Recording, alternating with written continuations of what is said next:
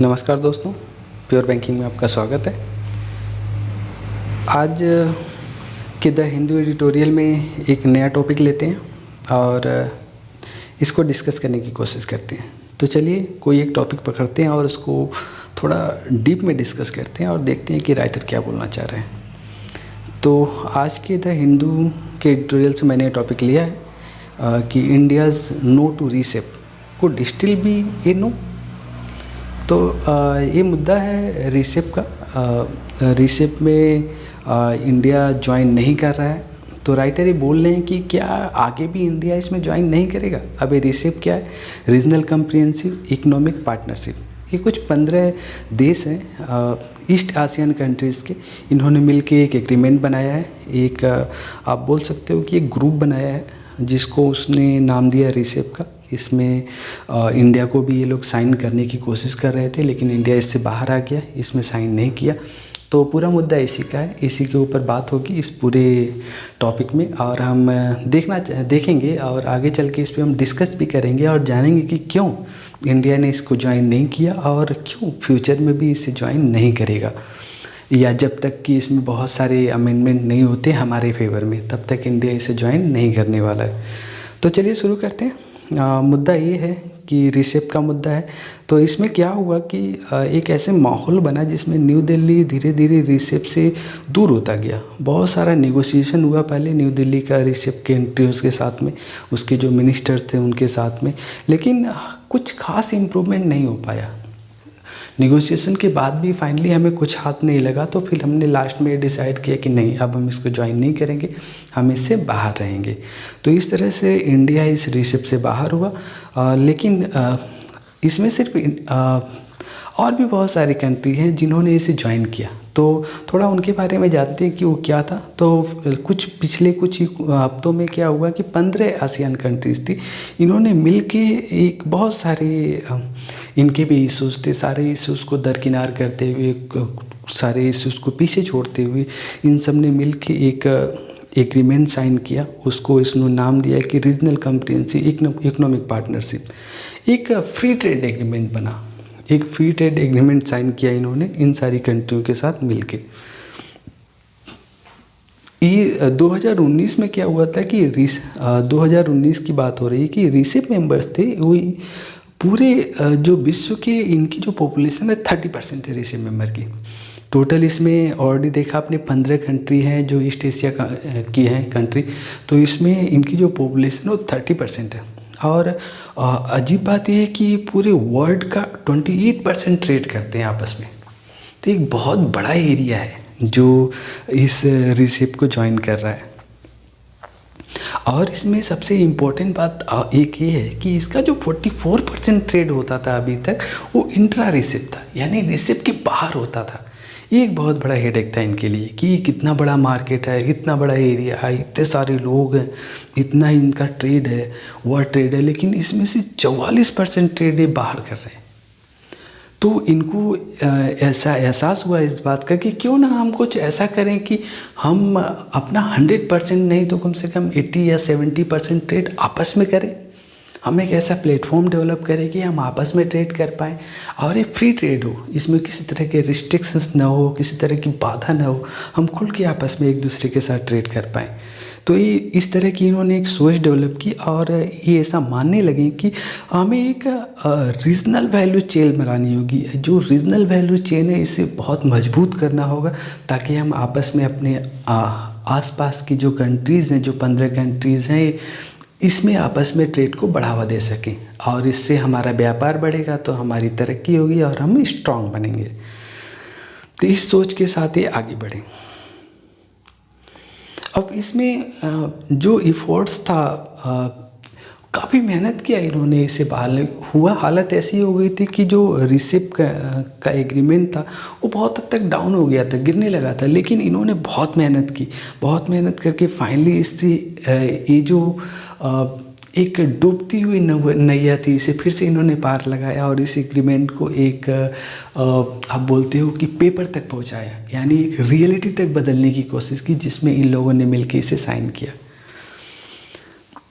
अब ये तो रही रिसेप की कहानी। अब इसके ऑब्जेक्टिव क्या क्या हैं, क्यों आखिर रिसेप ज्वाइन करना चाहते थे लोग, या इसे इस तरह का एक ऑर्गेनाइजेशन डेवलप करने की कोशिश कर रहे थे। तो इसका ऑब्जेक्टिव देखते हैं कि इसका ऑब्जेक्टिव क्या है आगे। तो इनिशियली क्या हुआ था कि रिसेप के जो मेंबर थे उन्होंने एक आसियान कंट्री थी, association of south east ASEAN Nations, इन्होंने 2011 में इसे इस्टेब्लिश किया। इसके मेंबरों ने मिलकर रिसेप को इस्टेब्लिश किया 2011 में। उससे पहले ये लोग बस ऐसे ही करते थे, लेकिन फिर आसियान ने इनको ऐसा रियलाइज़ हुआ कि हमें एक ऐसी पार्टनरशिप डेवलप करनी चाहिए जिसमें हम आपस में ट्रेड कर सके। तो इन्होंने 2011 में फाइनली इसे इस्टेब्लिश कर लिया। फिर इन कंट्रियों ने क्या किया कि एक रिजोल्यूशन लाया, उसमें इन्होंने इस तरह का प्रोसेस बनाने की कोशिश की कि हम कुछ ऐसा करते हैं कि हमारे बीच में फ्री ट्रेड एग्रीमेंट हो सके। हम आपस में जो भी व्यापार करेंगे वो विदाउट टैरिफ होगा, यानी हमें उस पर कोई टैरिफ नहीं लगाना होगा। उससे फ़ायदा ये होगा कि कुछ चीज़ें किसी देश में बहुत अच्छे से बनती हैं, दूसरे देश में दूसरी चीज़ें बहुत अच्छे से बनती हैं। तो हम जहाँ की जो भी अच्छी चीज़ें उसे हम दूसरे मार्केट तक पहुँचा पाएंगे। अगर मान लो किसी देश पे सपोज़ कि पाम ऑयल की खेती बहुत अच्छी होती है, लेकिन उसकी वहाँ पे खपत नहीं है, तो उसे दूसरे देशों तक पहुँचा पाएंगे, अपने आसपास के देशों में जहाँ पे उसकी कमी है, वहाँ जहाँ पे उसकी मैन्युफैक्चरिंग या जहाँ पे उसका उत्पादन बहुत कम या है ही नहीं, उन देशों तक हम पहुँचा पाएंगे। और अगर हम फ्री में पहुँचा पा रहे हैं विदाउट टैरिफ, तो जिस देश में उत्पादन हो रहा है उसकी सही वैल्यू दूसरे देशों से उसे मिल पाएगी। इस तरह से जिस देश को ज़रूरत रहेगी उसकी ज़रूरत पूरी हो जाएगी, और जहाँ इसका उत्पादन हो रहा है उसको उसकी भरपूर यानी सही मात्रा में कीमत मिल पाएगी, तो दोनों देशों को फ़ायदा होगा। इसको ध्यान में रखते हुए उन्होंने एक फ्री ट्रेड एग्रीमेंट साइन करने की कोशिश की। तो इस तरह की प्रोसेस डेवलप करके उन्होंने इस तरह का एग्रीमेंट एक साइन करने की कोशिश की। अब इसमें क्या हुआ कि इसमें इन्होंने ये डिसाइड किया कि हम इसमें टैरिफ नहीं लगाएंगे। टैरिफ का जो लेवल होगा उसे बहुत ही यानी ख़त्म कर देंगे, उसे पूरी तरह से लिबरल बना देंगे, टैरिफ को हटा देंगे और जो बाधाएं हैं उसको पूरी तरह से ख़त्म कर देंगे। यानी जो ट्रेड के अंदर कुछ भी बाधाएं आ रही हैं उसे पूरी तरह से ख़त्म कर देंगे। हम एक फ्री ट्रेड बनाएंगे, एक ऐसा प्लेटफॉर्म जिस पे हम सभी जो रिसेप की कंट्री हैं मिल के ट्रेड कर सकेंगे। इस सोच के साथ ही आगे बढ़े। अब इसमें क्या था कि इसमें सर्विस के भी इशूज़ थे कि ठीक है, जो हम गुड्स की तो बात करेंगे, गुड्स की सप्लाई करेंगे, उसके साथ सर्विस के बारे में भी बात की गई थी। रिसेप कंट्री ने ऐसा माना था कि हम एक हाई क्वालिटी का एग्रीमेंट डेवलप करते हैं जिसमें हम जो भी रिस्ट्रिक्शंस हैं या जो भी कमियां हैं उन सब कमियों को दूर करेंगे, और उसमें सर्विस के लिए भी पहुंच बनाएंगे ताकि सर्विस के क्षेत्र में भी हम एक दूसरे की हेल्प कर सकें। लेकिन फाइनली क्या हुआ, फाइनली ये हुआ कि जब रिसेस का नेगोशिएशन हो रहा था, जब उसका फ्रेमवर्क बना इन्वेस्टमेंट के लिए, तो उसमें उन्होंने 4 पिलर डिसाइड किए। वो 4 पिलर थे, प्रमोशन था, प्रोटेक्शन था, फैसिलिटेशन था, लिबरलाइजेशन था। बोला कि इन 4 पिलर पे हम काम करेंगे और हम आगे बढ़ेंगे। अब क्या हुआ कि ये बहुत हद तक क्लियर था कि रिसेप की जो पार्टिसिपेटिंग कंट्री हैं वो आपस में एक ऐसा एजेंडा डेवलप कर रही हैं ट्रेड और इन्वेस्टमेंट का जो बहुत ही एम्बिशियस है, बहुत ही हाई लेवल का सोच रखने वाला है। यानी एक ऐसा सोच रखने वाला है कि अगर ये पूरी तरह से डेवलप हो जाए तो ये कंट्री अपने आप में यूरोपियन कंट्री से भी आगे निकल जाएंगी। ये जो बोला जाता है कि जो 21वीं सदी एशिया की सदी है, शायद वो ये बातें पूरी तरह से सच हो जाएगी अगर ये रिसेप का फंडा जो है वो पूरी तरह से सक्सेस हो गया तो। अब इसको थोड़ा कंपैरिजन कर लेते हैं टीपीपी। अब टीपीपी क्या है? टीपीपी भी इसी तरह का एक एग्रीमेंट है, उसको हम बोलते हैं ट्रांस पैसिफिक पार्टनरशिप। जैसे यहाँ पे रिसेप की बात हो रही है वैसे ही ट्रांस पैसिफिक पार्टनरशिप की बात होती है यूरोपीय कंट्री में। वहाँ पे उस साइड में लोग टीपीपी करते हैं। तो रिसेप का कंपैरिजन उससे करके देखने की कोशिश की जा रही कि क्या रिसेप उससे बेहतर है। तो बहुत सारे लोगों ने ये ऑब्जर्व किया कि रिसेप जो है उस हिसाब से गाइड नहीं कर पा रहा है अपने इकोनॉमिक गोल को ईस्ट एशिया में जिस हिसाब से टीपीपी कर रहा है। अब इसमें क्या उन्होंने बोला है कि जैसे रिसेप एराइज हो रहा है वैसे टीपीपी भी एक अपने क्षेत्र में काफ़ी बड़ा हुआ है। टीपीपी जो है एक बहुत ही बड़ा मार्केट को कवर करता है। टीपीपी एक इतने बड़े मार्केट को कवर करता है कि ट्रम्प ने, जो कि बहुत सारे एग्रीमेंट से बाहर निकल पाए, उन्होंने भी टीपीपी को बंद नहीं किया। उन्होंने बोला नहीं, टीपीपी चलते रहना चाहिए। तो टीपीपी की वैल्यू इतनी ज़्यादा है फ्री ट्रेड एग्रीमेंट के मामले में। लेकिन टीपीपी में भी कुछ डाउट है। टीपीपी को लेके भी बहुत सारे डाउट हैं। उसमें लोग ये बोलते हैं कि जो फ्री ट्रेड की बात हो रही है, लेकिन फ्री ट्रेड किसके लिए है? एक मैनेज ट्रेड है, वो उन हाई फाई ट्रेड वालों के लिए है जो बहुत ही डेवलप्ड कंट्री है। तो ये पूरी तरह से सही नहीं है, इसमें बहुत सारा डाउट है, क्योंकि इसके बीच में इक्वालिटी की कमी है। इसके बीच में जो बहुत ही डेवलप्ड कंट्री है उनका दबदबा बना हुआ है। तो शायद इसलिए ट्रम्प प्रशासन ने इसको बंद नहीं किया, क्योंकि टीपीपी से उनको फ़ायदा होता है। अब टीपीपी में जो कमियां हैं उसमें उन्होंने गिनाने की कोशिश की कि इसमें बहुत सारे कमियां हैं, जिसमें कंट्रोवर्शियल लेबर लॉ है। जो लेबर हैं उनके साथ बहुत ही कंट्रोवर्शियल सिचुएशन पैदा की जाती है। इन्वायरमेंटल स्टैंडर्ड का इशू है उनके पास में, एंटी करप्शन का इशूज़ है उनके साथ में। ये सारे इशूज़ जो हैं उनके ट्रेड को ब्लॉक करते हैं डेवलप करने से। ये जो इतने सारे इश्यूज़ हैं, इस वजह से उनका ट्रेड जो है वो ब्लॉक होता है। वो ट्रेड उतनी बेहतर तरीके से डेवलप नहीं हो पाता। ये उसमें बाधाएं हैं टीपीपी में, इसलिए टीपीपी को राइटर डाउट की नज़र से देख रहे हैं। अब इसके डिफरेंस में रीसेप का क्या कहानी है? रीसेप में ट्रेडिशनल मार्केट एक्सेस इश्यूज़ है। इसमें इंक्लूड ट्रेडिशनल मार्केट एक्सेस का कुछ इश्यूज़ है। जो इसका मॉडल है वो पूरी तरह से वर्ल्ड ट्रेड ऑर्गेनाइजेशन के ऊपर डिपेंड है, जो रीसेप का मॉडल है। इसमें जो इश्यूज़ हैं वो उसी तरह से डिस्कस किए जाते हैं जैसे कि बहुत सारे ग्रुप जो WTO के मेंबर्स हैं अपने एजेंडे में इसको रखते हैं, जिसमें reform the multilateral trading system, इस तरह की बातें करते हैं। इसी तरह की बातें रीसेप में की गई, यानी रीसेप का पूरा पैटर्न WTO से लिया गया है, यानी WTO की कॉपी करने की कोशिश की गई है रीसेप को। अब जो इश्यूज़ हैं इसमें इलेक्ट्रॉनिक कॉमर्स का इशू, इन्वेस्टमेंट फैसिलिटीज़ का इशू, ये कुछ ऐसे इश्यूज़ हैं जो फर्स्ट स्टेप होंगे मल्टीलेटरल एग्रीमेंट इन्वेस्टमेंट पे, यानी जो इन्वेस्टमेंट होने वाला है इसके लिए जो एग्रीमेंट बन रहा है उसमें पहले तरह के इश्यूज़ है, जिस पे लोगों को ध्यान इस तरह का जो ये पार्टनरशिप बन रही है इनकी मेंबर्स को ध्यान देने की ज़रूरत है। इसमें और एक चीज़ है कि ये एक इस तरह का माहौल क्रिएट करती है जिसमें स्मॉल और मीडियम इंटरप्राइजेस की ग्लोबल ट्रेड का पार्टिसिपेशन बढ़ सकता है। तो इनके लिए भी एक अच्छा माहौल क्रिएट करने की कोशिश कर रहे हैं। अब इंडिया ने कुछ चीज़ों को अपोज किया था। India has been oppose to the inclusion of all this issues in the WTO में इंडिया ने इन चीज़ों को अपोज किया था। इंडिया ने बोला था ये जो चीज़ें हैं वो सही नहीं है, इनको सही करने की ज़रूरत है। इसमें क्या था? The formation of RCEP would provide serious momentum to the discussion in Geneva.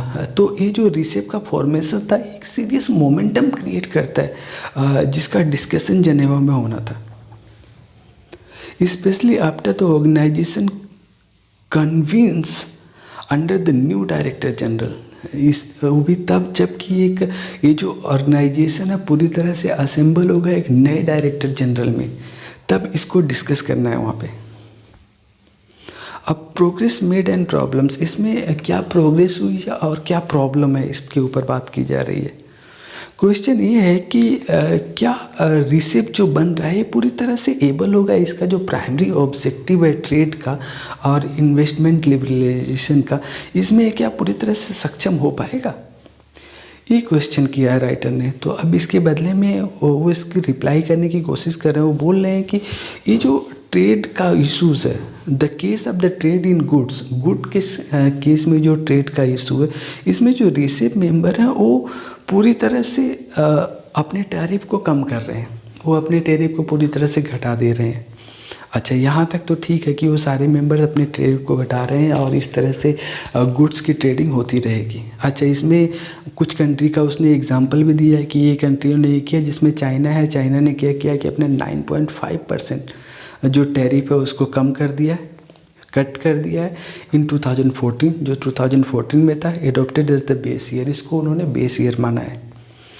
और उसमें 1.2% for Australian all ASEAN nation, 1.2% Australia और दूसरे आसियान मेंबरों के लिए उसने कट किया है by the 10th year of implementation of the रिसेप।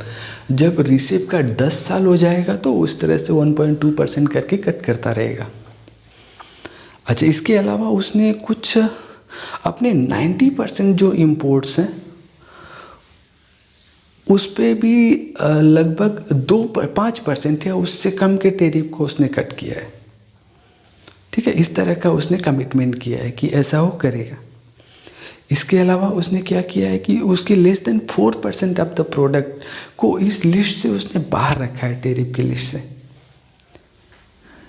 क्योंकि उसने बोला है कि ये जो प्रोडक्ट होंगे इस पे टैरिफ में कोई कमी नहीं की जाएगी। तो इन चीज़ों को एक्सक्लूड किया है, 4% प्रोडक्ट को अपने इस लिस्ट से बाहर कर दिया है।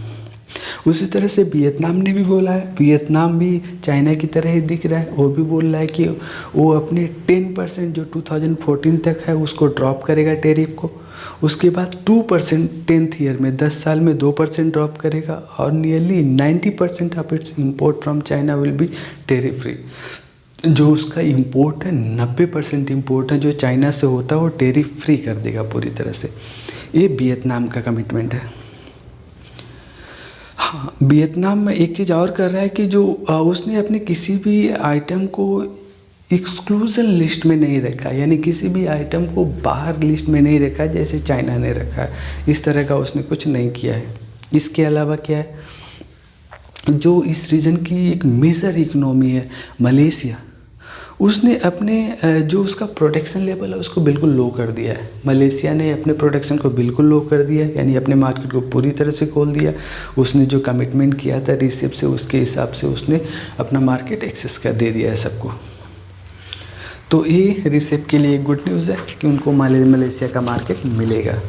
इसके कंपेयर में क्या था, मार्केट का जो एक्सेस है कमिटमेंट अंडर गुड्स वो तो मिलता रहेगा। Commitment made by the RCEP members of services trade liberation do look shallow in terms of the coverage of the sectors. हाँ, गुड के लिए तो सब कुछ ठीक हो गया, लेकिन सर्विस के लिए इनकी जो सोच है वो थोड़ी सी सैलो पड़ गई। मतलब थोड़ी सी क्या बोलते हैं, नैरो माइंडेड थिंकिंग इन्होंने रखी, या आप बोल सकते हो ये लोग स्मार्टली गेम खेल गए। इन्होंने सर्विस के क्षेत्र में उतना एक्सेस नहीं दिया जितना एक्सेस गुड के क्षेत्र में दिया। क्यों? क्योंकि शायद इनको ये पता था कि सर्विस के क्षेत्र में अगर ये एक्सेस देंगे तो उसमें इंडिया हावी हो जाएगा, क्योंकि इंडिया के पास सर्विस के फील्ड में बहुत बड़ी स्ट्रेंथ है और वो इंडिया को एक्सेस नहीं देना चाहते थे। हाँ, वो ये चाहते थे कि वो अपना आइटम ला के इंडिया में डंप करें, लेकिन इंडिया की जो सर्विस सेक्टर में महारत हासिल है उसे वो अपने देश में डंप नहीं होने देना चाहते थे। इससे बचने के लिए उन्होंने सर्विस सेक्शन में बहुत सारे रिस्ट्रिक्शंस लगा दिए और उसको बहुत ही हल्के में रखा। अब क्या है, movement of natural persons and area in which India had considerable interest is considerably restricted। तो जो पर्सन्स, जो नेचुरल पर्सन्स के मूवमेंट थे जिसमें इंडिया को महारत हासिल थी, उसे उन्होंने रिस्ट्रिक्ट कर दिया, उसे उन्होंने रोक दिया। ये सबसे बड़ा रीज़न है कि इंडिया इस रिसेप से बाहर आया, क्योंकि जिसमें हमें महारत हासिल है उसमें हमें छूट नहीं दी जा रही है, उसी को रिस्ट्रिक्ट कर दिया जा रहा है। और जिसमें बाकी देशों को एक्सपर्टीज़ हासिल है उसको एक्सेस दिया जा रहा है। अब गुड्स के मामले में चाइना का कोई सानी नहीं है, चाइना के आगे कोई नहीं टिक सकता, उसमें चाइना को छूट दे दी गई। और जहाँ पे सर्विस सेक्टर की बात आ रही है, जहाँ पे हमारा कोई जवाब किसी के पास नहीं है, उसमें उसको ब्लॉक कर दिया गया। तो कुछ हद तक रिसेप में चाइना का प्रभाव साफ साफ दिखाई देता है कि चाइना का उसमें कितना इन्फ्लुएंस है। तो ये भी एक बहुत बड़ा इशू है कि हमें उसमें एक्सेस नहीं मिला, जिस वजह से हम उससे बाहर हो गए। आगे देखते हैं।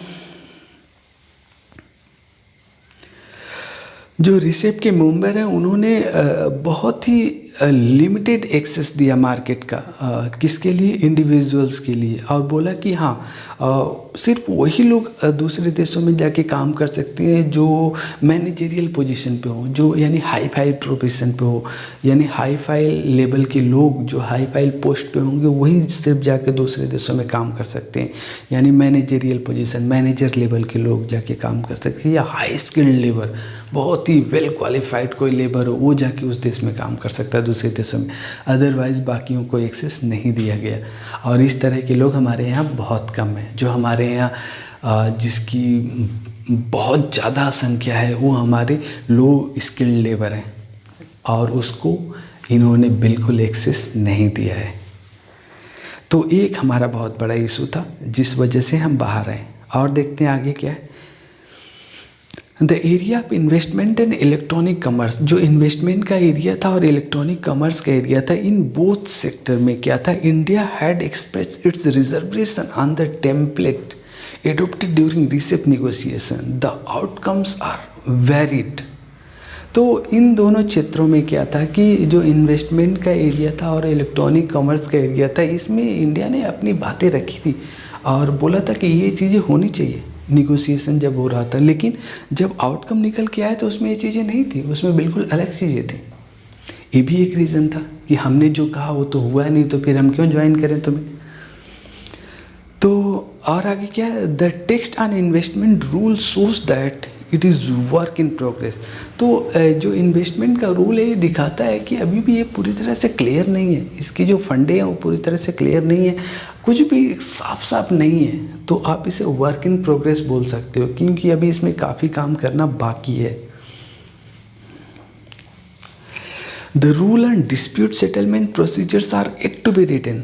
तो जो डिस्प्यूट सेटलमेंट का रूल है वो अभी भी लिखना बाकी है, अभी भी पूरी तरह से लिखा नहीं गया है।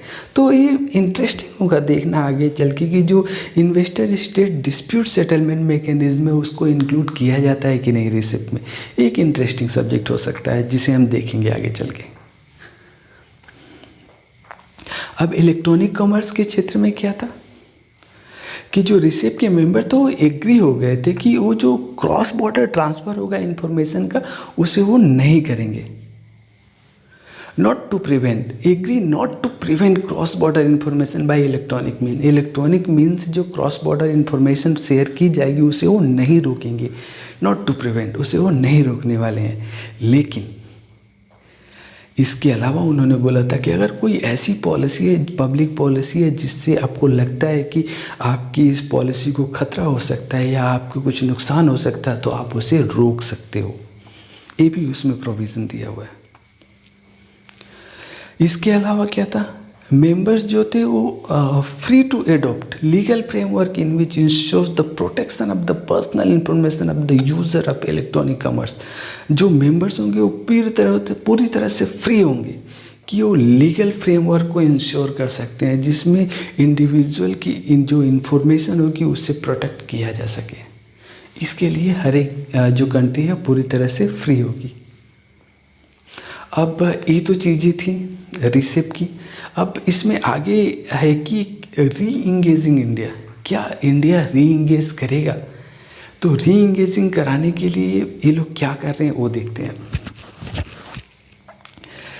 कुछ महीनों में डिसएंगेजमेंट हुआ है रिसेप के नेगोशिएशन में इंडिया डिसएंगेजमेंट किया, यानी इंडिया धीरे धीरे रिसेप के नेगोशिएशन से बाहर आया है। उसमें बहुत सारे जो रिसेप के जो कंट्रीज़ हैं, रिसेप में पार्टिसिपेट करने वाली कंट्रीज़ हैं, उन्होंने अपनी स्ट्रॉन्ग डिज़ायर एक्सप्रेस की है, यानी स्ट्रॉन्ग डिज़ायर अपनी रखी है, यानी मजबूती से अपनी बात को रखा है, ये बोलते हुए कि इंडिया को इसमें फिर से री इंगेज किया जाए। यानी ये रिसेप तब तक अधूरा है जब तक कि इसमें इंडिया नहीं पार्टिसिपेट कर रहा है। तो इंडिया को इसमें पार्टिसिपेट कराया जाए। ये जो रिसेप की कंट्रीज़ हैं, पार्टिसिपेटिंग कंट्री, उन्होंने अपनी बातों को रखा है इस तरह से कि इंडिया को इसमें ज़रूर से पार्टिसिपेट कराया जाए, उसके लिए उससे फिर से निगोशिएशन किया जाए। तो ये जो एफर्ट्स है now officially prior to the signing of the deal, रिसेप मिनिस्टर क्या एडॉप्ट किए थे एक डिक्लेरेशन इस डील के साइन करने से पहले ऑफिशियली रिसेप के जो मेंबर है एक डिक्लेरेशन को उन्होंने एडॉप्ट किया था। उसमें उन्होंने इंडिया के बारे में बोला था कि इंडिया का पार्टिसिपेशन जो इस एग्रीमेंट में है वो होना चाहिए। हाँ, तो इंडिया के लिए उसके पार्टिसिपेशन के लिए जो दरवाजे हैं वो हमेशा खुले रहने चाहिए, ताकि इंडिया अगर कभी भी चाहे इसमें ज्वाइन करना तो आके इसमें ज्वाइन कर ले। तो और जब भी ज्वाइन करेगा तो उसे ओरिजिनल सिग्नेटरी माना जाएगा। ऐसा नहीं कि बाद में आया हुआ देश माना जाएगा, नहीं, वो हमारे साथ जैसे हमने फर्स्ट टाइम ज्वाइन किया वैसे ही उसको माना जाएगा कि उसी दिन से उसने भी ज्वाइन कर लिया। तो उसके लिए हमेशा ये दरवाजे खुले रहने चाहिए ताकि वो इसमें ज्वाइन कर सके। इस तरह से उन्होंने ऑफिशियली एक अपनी बात को रखी एक डिक्लेरेशन में। उसके अलावा क्या हुआ, इंडिया को इनवाइट किया गया रिसेप की मीटिंग में एज ए ऑब्जर्वर। बोला गया कि आप मीटिंग में आते रहिए और एज ए ऑब्जर्वर वहाँ पे बैठिए और देखिए कि क्या चल रहा है। अगर आपको लगता है कि आप आगे इसमें ज्वाइन कर सकते हैं तो आपका मोस्ट वेलकम है। इसके अलावा क्या बोला गया, and in economic cooperation activities undertaken by रिसेप members. जो इकोनॉमिक कोऑपरेशन एक्टिविटीज़ होगी जो रिसेप मेंबर के द्वारा की जाएगी उसमें भी इंडिया को पार्टिसिपेट करने के लिए इन्वाइट किया गया है। इसके अलावा फाइनली क्या हुआ, रिसेप मेंबर इस बात पे एग्री हो गए कि जो निगोशिएशन होगा जो शुरू होगा इंडिया के साथ, उसमें जब इंडिया अपनी बातों को रिटेन में रख लेगा तो फिर से निगोशिएशन को हम शुरू करेंगे इंडिया को री इंगेज कराने के लिए। तो पहले देखते हैं कि इंडिया रिटेन में अपनी बातों को क्या रखता है, उसके बाद फिर से हम निगोशिएशन स्टार्ट करेंगे ताकि हम इंडिया को इसमें ज्वाइन करा सकें।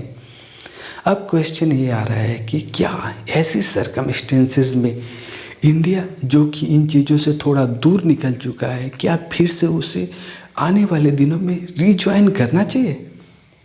क्वेश्चन ये है कि क्या इंडिया को फिर से आने वाले दिनों में इस रिसेप को रीज्वाइन करने की ज़रूरत है या नहीं? तो इस क्वेश्चन का आंसर देने की राइटर कोशिश कर रहे हैं और बोल रहे हैं कि इसका आंसर 2 काउंट में नहीं हो सकता है। यानी वो अपनी 2 बातों में इसके आंसर को नहीं क्यों बोल रहे हैं वो अपन बताने की कोशिश कर रहे हैं। तो पहली बात वो ये बोल रहे हैं कि पहला तो ये है कि रिसेप का जब निगोशिएशन हुआ था तो इंडिया ने बहुत सारे कंसर्न रेज किए थे। उसमें से 2 कंसर्न ये है, पहला ये है कि the level of market access it was expected to provide. तो जो लेवल ऑफ मार्केट एक्सेस होगा जो प्रोवाइड करने के लिए एक्सपेक्ट कर रहे थे, specially the deep cut in tariff and import from China. वो ऐसा सोच रहे थे कि जो चाइना से इम्पोर्ट होगा उस पर टेरिफ को कट किया जाए पूरी तरह से, ये एक एक्सपेक्टेशंस थी। दूसरा था provisions relating to the investment chapter. Investment chapter से रिलेटेड जो प्रोविज़न था वो था have become even more significant over the past several month. पिछले कुछ महीनों में वो बहुत ही सिग्निफिकेंट बन गया हमारे लिए। तो ये जो 2 चीज़ें थी जिस पे इंडिया का कंसर्न था, इंडिया ने इस कंसर्न को रेज किया था। हाँ, जबकि हमारा ऑलरेडी बॉर्डर इश्यूज चल रहा है चाइना के साथ, हमने चाइना के बहुत सारे आइटम पे ऑलरेडी रिस्ट्रिक्शंस लगा दिए हैं। बहुत सारे आइटम पे हमने ऑलरेडी रिस्ट्रिक्शंस लगा रखे हैं, वो चाइना इंडिया में नहीं ला सकता है। अब क्या होगा, अच्छा उसके अलावा भी क्या है कि जो इन्वेस्टमेंट हो रहा है नॉर्थन, जो हमारे नॉर्थ ईस्टर्न वाले जो रीजन है, नॉर्थन नेबर्स हमारे हैं, उसकी तरफ से जो इन्वेस्टमेंट हो रहा है उस पर भी हमने बहुत ही स्क्रूटनी लगा दी है। बहुत हद तक उसकी भी हम जांच परख कर रहे हैं कि कहीं उस रास्ते से तो चाइना अंदर नहीं आ रहा है, उसको भी हम देखने की कोशिश कर रहे हैं। तो ये जो 2 मेजर हमने लिए हैं ऑलरेडी, अगर इंडिया इसको ज्वाइन करता है तो ये सब बेकार हो जाएंगे। अगर इंडिया रिसेप को ज्वाइन कर लेगा तो ये जो हम मेज़र लेने की कोशिश कर रहे हैं चाइना को रोकने के लिए, ये पूरी तरह से बेकार हो जाएगा, क्योंकि वो फ्री ट्रेड एग्रीमेंट होगा। तो चाइना हमारे पूरे मार्केट को एक स्टोर रूम बना के रख देगा। यानी उसके पास इतना मैन्युफैक्चरिंग का मार्केट है, इतना बड़ा मार्केट है कि वो पूरी कंट्री को ही वो एक स्टोर रूम बना देगा। वो इस तरह से कवर कर लेगा, सब कुछ ला के यहाँ डंप कर देगा। तो इस बात का हमें डर है, इस वजह से हम इस एग्रीमेंट से बाहर आ रहे हैं। अच्छा, दूसरा क्या बोल रहे हैं writer, India's initiative for its economic turn around the आत्मनिर्भर भारत अभियान is primarily focused on strengthening domestic value chain. तो इंडिया का जो इनिशिएटिव है इकोनॉमिक टर्न अराउंड में, जो आत्मनिर्भर भारत अभियान का जो हमने इशू चलाया है, उसमें हमने क्या किया है, डोमेस्टिक वैल्यू चेन को स्ट्रॉन्ग करना है। हमें जो हमारे जो इंटरनल जो हमारी ताकत है उसमें उसको स्ट्रॉन्ग बनाना है, ताकि हम आत्मनिर्भर बन सकें, हम किसी पे डिपेंड न रहें। तो हम इस पे कोशिश कर रहे हैं, हमारा पूरा फोकस इस पे है कि हम आत्मनिर्भर बने, हर फील्ड में हम आत्मनिर्भर बने, हमें किसी के ऊपर निर्भर रहने की ज़रूरत न हो। लेकिन रिसेप का क्या कंसेप्ट है, रिसेप का कंसेप्ट ये है कि रीजनल वैल्यू चेन को स्ट्रॉन्ग करना है। वो एक पूरे रीजन को स्ट्रॉन्ग करने के कंसेप्ट के साथ चल रहा है, जो हमारे कंसेप्ट से बिल्कुल अलग है। अगर हम रिसेप ज्वाइन करते हैं तो फिर हमारा कंसेप्ट तो ज़रा का ज़रा रह जाएगा, क्योंकि जब हम रीजन की बात करेंगे तो उसमें चाइना हावी हो जाएगा, और चाइना हावी हो जाएगा तो फिर आत्मनिर्भर भारत तो कहीं रहा ही नहीं। तो ये भी एक बहुत बड़ा रीज़न है कि हम रिसेप से बाहर निकले। तो राइटर इस तरह से अपनी बातों को कंक्लूड कर रहे हैं कि इन सब रीज़न की वजह से हम रिसेप को ज्वाइन नहीं कर रहे हैं, और आने वाले दिनों में काफ़ी दिनों तक हम रिसेप को तब तक ज्वाइन नहीं करेंगे जब तक कि सर्विस सेक्टर के लिए हमें बहुत अच्छा एक्सेस न मिल जाए। हाँ, अगर सर्विस सेक्टर के लिए हमें एक्सेस मिलता है तो मुझे लगता है पर्सनली कि आने वाले दिनों में इंडिया रिसेप को ज्वाइन करने के बारे में सोच सकता है, क्योंकि जो रिसेप की कंट्रीज़ हैं 15, ये बहुत बड़े मार्केट को कवर कर रहे हैं, बहुत बड़े एरिया को कवर कर रहे हैं। अगर हमें सारे एरिया का एक्सेस मिल जाए तो हमारे लोग सारे देशों में फैल सकते हैं और उन्हें बहुत अच्छा रोज़गार मिल सकता है, जहाँ से हम बहुत अच्छे रेवेन्यू जनरेट कर सकते हैं।